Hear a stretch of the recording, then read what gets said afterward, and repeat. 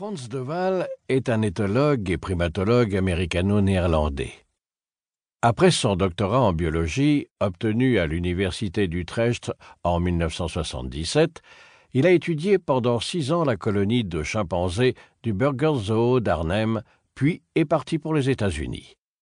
Son premier livre, destiné au grand public, La politique du chimpanzé, comparait les intrigues et manœuvres de séduction des chimpanzés en lutte pour le pouvoir à celles de nos politiciens. Depuis, de Waal n'a cessé d'établir des parallèles entre les comportements des primates et ceux des humains. Ses livres, traduits en plus de 20 langues, ont fait de lui l'un des biologistes les plus connus dans le monde. En découvrant la réconciliation chez les primates, de Waal a inauguré les recherches sur le règlement des conflits entre animaux. Il a reçu le prix du livre 1989 du Los Angeles Times pour de la réconciliation chez les primates. Ses articles scientifiques ont paru dans des revues comme Science, Nature, Scientific American et des publications spécialisées dans l'étude du comportement des animaux et de la cognition animale. Ses centres d'intérêt les plus récents sont la coopération, l'émotion et l'empathie animale, ainsi que les origines évolutives de la morale humaine. De Waal est professeur C.H. Candler au département de psychologie de l'Université Emory, directeur du Centre des chaînons vivants, Living Links Center, au Centre national Yerkes de recherche sur les primates d'Atlanta et professeur éminent à l'Université d'Utrecht. Il est membre de longue date du conseil d'administration de Chip Haven, le refuge national des chimpanzés qui remet en liberté d'anciens chimpanzés de laboratoire sur de grandes îles boisées en Louisiane. Il a été élu à la National Academy of Science des États-Unis et à l'Académie royale néerlandaise des arts et des sciences.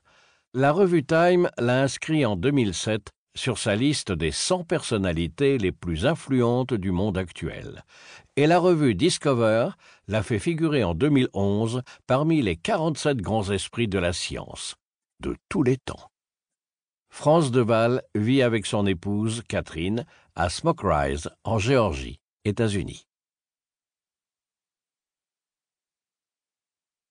Frans de Waal. Sommes-nous trop bêtes pour comprendre l'intelligence des animaux? Traduit de l'anglais par Liz Shemla et Paul Shemla. Les liens qui libèrent. Ouvrage édité avec le concours du Centre national du livre. Pour Catherine, que j'ai eu l'intelligence d'épouser. Prologue. Si considérable qu'elle soit, la différence entre l'esprit de l'homme et celui des animaux les plus élevés n'est certainement qu'une différence de degré, et non d'espèce. Charles Darwin, 1871. Un matin, au début du mois de novembre, alors que les températures baissaient sérieusement, j'ai vu Franie, une femelle chimpanzé, rassembler toute la paille de sa chambre et la prendre sous son bras pour gagner la grande île de Burgers Zoo, dans la ville d'Arnhem, aux Pays-Bas. J'étais très surpris. C'était la première fois que Franie agissait ainsi. Je n'avais d'ailleurs jamais vu un chimpanzé emporter de la paille à l'extérieur. Et si, comme nous le pensions, Franie avait l'intention de s'en servir pour se tenir chaud pendant la journée, il était clair qu'elle l'avait ramassé alors qu'elle se trouvait à l'intérieur d'un bâtiment chauffé. Elle ne réagissait pas au froid. Elle se préparait à des températures qu'elle ne pouvait pas encore ressentir. Très probablement, elle déduisait du froid de la veille le temps auquel il fallait s'attendre ce jour-là. Quoi qu'il en soit, elle s'est installée ensuite bien au chaud avec son fils Phonse dans le nid en paille qu'elle avait construit. Je suis toujours émerveillé par le niveau des capacités mentales des animaux. Je sais bien qu'il ne faut pas tirer de conclusions d'une anecdote isolée, mais ces histoires nous donnent des idées d'observation et d'expérimentation qui nous aident à mieux comprendre ce qui se passe. L'expression scientifique la plus exaltante n'est pas « Eureka », mais « Tiens, c'est bizarre », a dit un jour l'auteur de science-fiction Isaac Asimov. Je ne le sais que trop. Le processus est long. Nous observons nos animaux, nous sommes intrigués et surpris par leur comportement, nous testons systématiquement nos idées sur ce qu'ils font, puis nous discutons entre collègues de l'interprétation des données. Nous sommes donc assez lents à accepter une conclusion et à tout moment de nombreux désaccords nous guettent. Une observation initiale simple.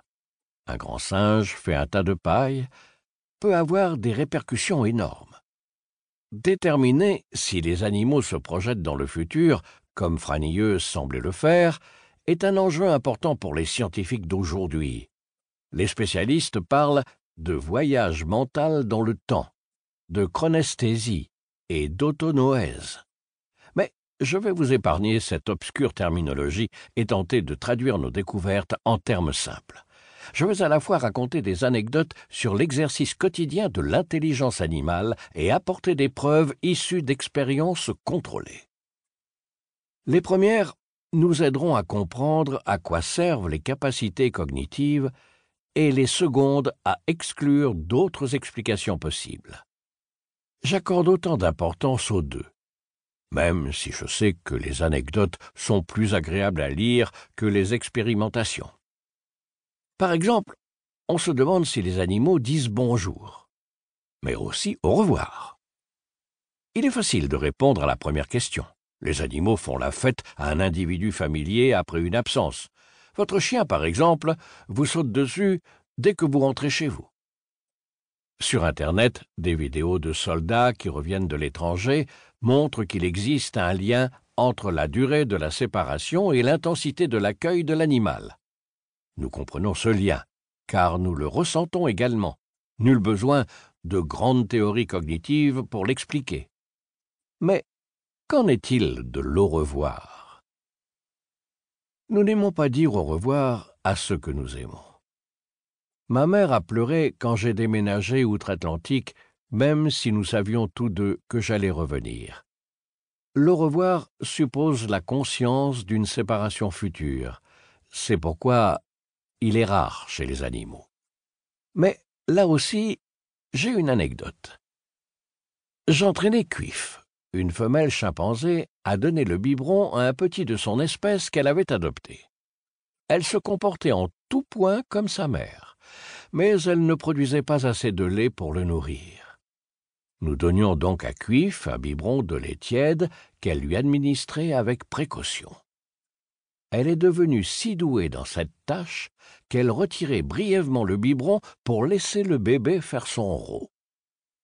Pour ce projet, Cuif et le petit, qu'elle gardait contre elle jour et nuit, étaient appelés à l'intérieur durant la journée, alors que les autres membres de la colonie restaient à l'extérieur. Au bout de quelque temps, on s'est aperçu que Cuif faisait un long détour pour nous rejoindre. Elle ne venait pas directement. Elle faisait d'abord le tour de l'île pour rendre visite au mâle alpha, à la femelle alpha, à plusieurs bons amis, donnant à chacun un baiser avant de se diriger vers le bâtiment. Si les autres étaient endormis, elle les réveillait pour leur dire au revoir. Là encore, c'était un comportement très simple. Mais dans ces circonstances précises, il amenait à s'interroger sur la cognition sous-jacente. Comme Franieux, Cuif semblait se projeter dans le futur. Que diraient les sceptiques qui pensent que, par définition, les animaux sont coincés dans le présent et que seuls les humains envisagent le futur? Leur hypothèse est-elle raisonnable? Ou sont-ils simplement sourds aux facultés animales? Et pourquoi l'humanité est-elle si prompte à sous-estimer l'intelligence des animaux? Tous les jours, nous leur refusons des aptitudes qui, pour notre espèce, nous semblent naturelles. Qu'est-ce que cela cache? Lorsqu'on cherche à comprendre à quel niveau mental opèrent les autres espèces, le problème ne vient pas simplement des animaux, il vient aussi de nous. L'état d'esprit, la créativité et l'imagination des humains jouent un grand rôle. Avant de nous demander si les animaux possèdent une certaine forme d'intelligence, en particulier une de celles dont nous sommes si fiers, nous devons surmonter une résistance interne pour en envisager simplement la possibilité. D'où la question centrale de ce livre, sommes-nous